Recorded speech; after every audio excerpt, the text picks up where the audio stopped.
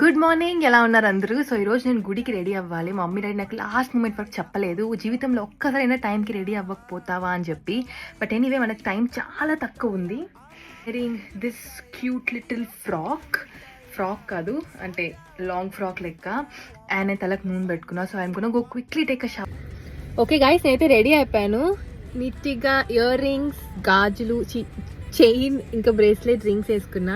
Hair leave చేస్తాను ఇలాగే, ఇంకా తడిగా ఉంది కాబట్టి. బొట్టు పెట్టుకోలేదు, బొట్టు ఒక్కటి పెట్టుకుంటా. ఎందుకంటే మన శకలక బూమ్ బూమ్ పింపుల్ ఇంకా అలానే ఉంది. It's fine. అలాగా లేదు, అది పెద్దదైంది.